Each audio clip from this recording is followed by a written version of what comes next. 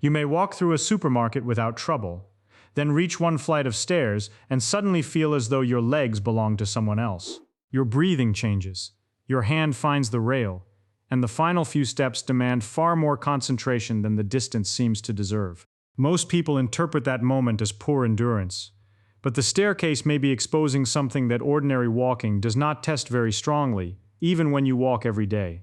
The missing quality is not simply muscle size, and it is not automatically a sign that your knees are worn out. It is leg power. Strength is how much force you can produce. Power is how quickly you can produce enough force to move your body before the opportunity disappears. So two people with similar strength can function very differently. That difference sounds technical until you need to rise from a low chair, catch a missed step, or climb before a closing door. Walking remains one of the best foundations for health after 60, but a foundation is not the entire house. A comfortable walk mainly asks you to keep moving forward. A stair asks you to lift most of your body upward against gravity. That vertical demand changes which muscles work hardest, how rapidly they must work, and how much reserve your nervous system must recruit during a brief portion of each step. This is why someone can accumulate thousands of steps and still feel unexpectedly weak when the ground tilts upward. The important question is not whether walking is good. It is whether your current walking still asks your legs to preserve the abilities you want to keep. To answer that, we need to look at what quietly changes inside the legs with age, long before a person considers himself weak. Muscle tissue can become smaller over time, but the ability to generate power often declines faster than appearance alone would suggest. A leg can look familiar while its response becomes slower. Fast, forceful actions depend heavily on higher threshold motor units and faster muscle fibers. The fibers daily life increasingly allows us to avoid using. Slow movement can often be handled without recruiting them fully. Elevators replace stairs, high chairs replace low seats, and careful routines remove the very moments that once asked the legs to respond quickly. The body is efficient. When a capacity is rarely requested, it becomes less willing to maintain expensive machinery, simply for sentimental reasons. That is the first useful clue. Weak stair climbing can reflect a disappearing demand, not merely an unavoidable birthday. If explanations like this help you understand your body, subscribe to Feynman's Body Code, and tell me your age and country in the comments. Now return to the staircase, because the first step already reveals why this movement is different from a walk around the block. To raise your body, the hip and knee must extend while the ankle pushes against the step, combining three joints into one upward task. Weakness at one link changes the strategy of the entire chain. Your quadriceps straighten the knee, your gluteal muscles extend the hip, and your calf helps finish the push as the body rises. None of these muscles is inactive during walking. The difference is the amount and timing of force required during each upward step. On level ground, momentum carries part of the movement forward. On stairs, gravity sends you an invoice at every step. The higher the step and the heavier the body, the more mechanical work the legs must perform to raise the center of mass. This is basic physics, not a special property of a particular exercise program. This does not make stairs magical. It makes them a convenient form of repeated body weight resistance that many buildings already provide. A recent trial in older adults found that supervised stair training and machine resistance training both improved leg power and functional capacity. The stair group improved the task it practiced most, climbing stairs. That is a useful result, but it is not proof that stairs replace all strength training. Specific tasks produce specific adaptations. Practice rising upward, and the nervous system becomes better at organizing force for rising upward, coordinating the timing of the hip, knee, ankle, and supporting trunk. This principle is called specificity. Although the simpler phrase is this: the body becomes economical at what you repeatedly ask it to do. Walking teaches repeated forward movement. Stair climbing adds a stronger vertical instruction, and that instruction is what many routines are missing. But power is only the first layer. The next layer explains why stairs can feel awkward, even when the muscles seem strong enough. Every step requires your brain to estimate height, place the foot, shift weight onto one leg, and commit before the next foot leaves the floor. That sequence depends on vision, sensation from the feet and joints, inner ear information, and rapid corrections from the nervous system. Remove one source of information, and the other systems must compensate. Level walking repeats a familiar rhythm. Stairs interrupt that rhythm and demand a new decision at every change in height. The rail often becomes necessary before a person understands why, because the hand supplies extra stability and reduces uncertainty. Using the rail is not cheating. It is a way to lower risk while the legs and balance system learn the task. The goal is not to prove independence by refusing support. The goal is to use support intelligently enough to preserve independence. Consider an ordinary example. A person walks 30 minutes each morning and assumes his legs receive all the training they need. He notices that stairs burn his thighs, so he avoids them and walks farther instead. His endurance improves, yet the staircase remains difficult. Nothing mysterious has happened. He trained the task he enjoyed and protected himself from the task that exposed his weaker capacity. I would not tell him to abandon walking. I would add a small, tolerable dose of the missing pattern. That distinction matters because the best exercise is rarely a contest between two movements. It is a question of which adaptations each movement supplies. Walking supports cardiovascular health, circulation, mobility, and endurance, often with a manageable joint demand. Stairs can add a concentrated challenge for force, power, and vertical control. A longer walk may improve the ability to continue. A few controlled climbs may improve the ability to rise. You need both capacities. And this brings us to the part people usually overlook. Going up and coming down are not the same exercise. During ascent, the muscles shorten while producing force to lift you. During descent, they must produce force while lengthening to lower you. That controlled lengthening is called eccentric work. It acts like a braking system that prevents the body from dropping onto the next step, converting a fall into a controlled lowering. For many older adults, descending feels less exhausting than climbing, yet it can demand more precise control from the knee and ankle. The quadriceps must absorb energy as the knee bends, while the ankle and hip help position the body over a smaller target. The task combines force absorption with remarkably accurate placement. If that braking capacity is weak, you may descend stiffly, turn sideways, strike the step heavily, or depend strongly on the rail. Those strategies are not moral failures. They are information about which part of the movement currently lacks confidence or capacity. This is also why telling everyone to run stairs is reckless. The useful dose must match the person's current control, joints, balance, and health. A staircase can be training equipment, but unlike a machine, it does not adjust itself when you arrive tired, dizzy, or distracted. You must make the adjustment by changing speed, step height, support, number of repetitions, or whether you practice descent at all. Before we build that protocol, there is another reason leg power deserves attention. Daily life often gives you very little time to use it. When you begin to fall, you do not have 10 seconds to develop force. The corrective step must appear almost immediately. When you cross a street, rise while carrying groceries, or step onto a bus, the movement must happen within the situation's timing. Maximum strength matters, but usable power determines how quickly a portion of that strength becomes available. Functional movement usually requires only part of your maximum, delivered at the right moment. Think of strength as money in an account, and power as how quickly you can access it when the bill arrives. A person may possess enough theoretical strength to climb, yet move so slowly that every step becomes tiring and unstable. This is one reason leg power is closely connected with chair rising, stair performance, and many tests of functional mobility. These tasks reveal not only what the muscles possess, but how effectively the body can use it. The relationship does not mean one staircase prevents every fall or guarantees independence. Human function is never controlled by one exercise. It means the movement trains a capacity that appears repeatedly in the tasks people most want to keep doing without assistance. Now ask a more practical question. How can you use stairs without turning a sensible idea into an aggressive challenge? The answer begins with a test, not a workout. Choose a familiar staircase with a secure rail and good lighting. Stand at the bottom, place one hand on the rail, and notice whether you can lift one foot onto the first step without swinging or pulling. Then rise once and pause. Pay attention to knee pain, balance, breathlessness, and whether one leg clearly does more work. That single repetition tells you more than forcing yourself through a full flight while compensating, because it lets you observe control before fatigue begins to disguise the original limitation. If the first step is controlled, climb at a pace that allows you to place the whole foot securely and keep the knee aligned over the foot. Avoid letting the knee collapse inward, and avoid pushing so quickly that the trailing foot must rescue your balance. The rail should reduce uncertainty, not drag your body upward. Let the legs perform the work while the hand provides guidance. At the top, allow breathing and balance to settle before deciding whether another climb is appropriate. For a true beginner, one flight may be the entire session.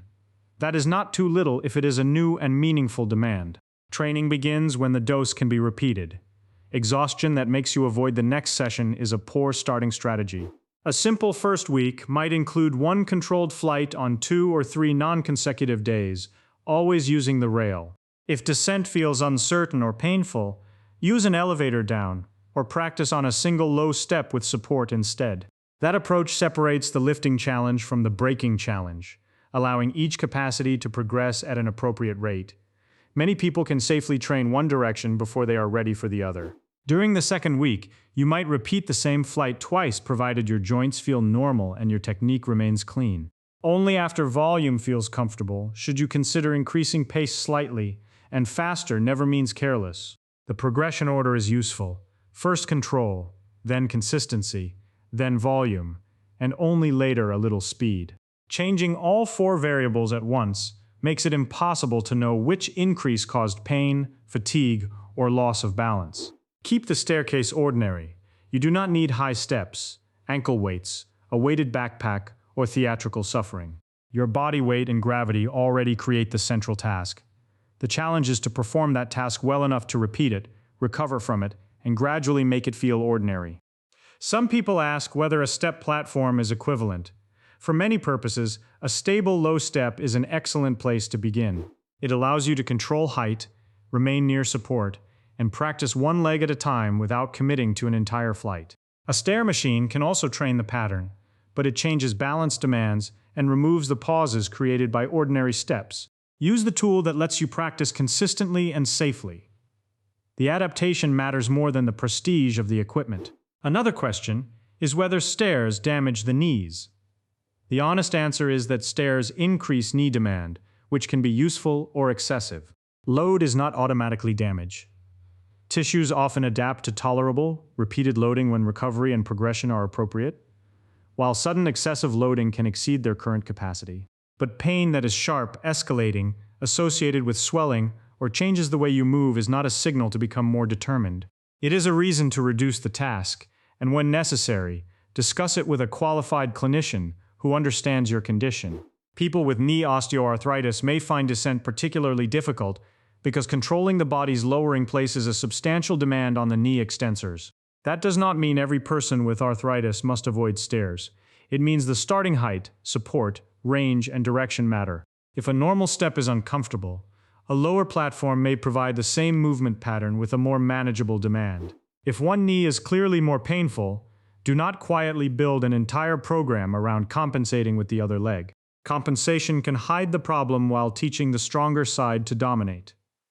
A clinician or therapist can help choose an appropriate variation. Breathlessness deserves the same honesty. Stairs raise cardiovascular demand quickly because large muscles are lifting body weight vertically, so oxygen use and circulation must increase within seconds. Mildly heavier breathing that settles with rest is different from chest pressure, faintness, unusual palpitations, or severe breathlessness. Those warning signs require stopping and appropriate medical assessment, not another repetition to see whether they disappear. For everyone else, the practical target is not breathlessness itself. It is controlled work followed by predictable recovery. Time.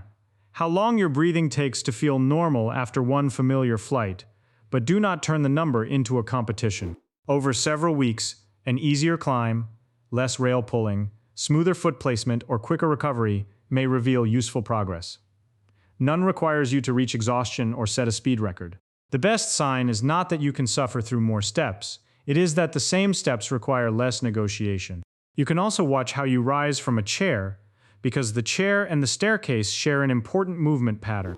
Both ask the hips and knees to extend while the feet push into a stable surface and the body moves upward.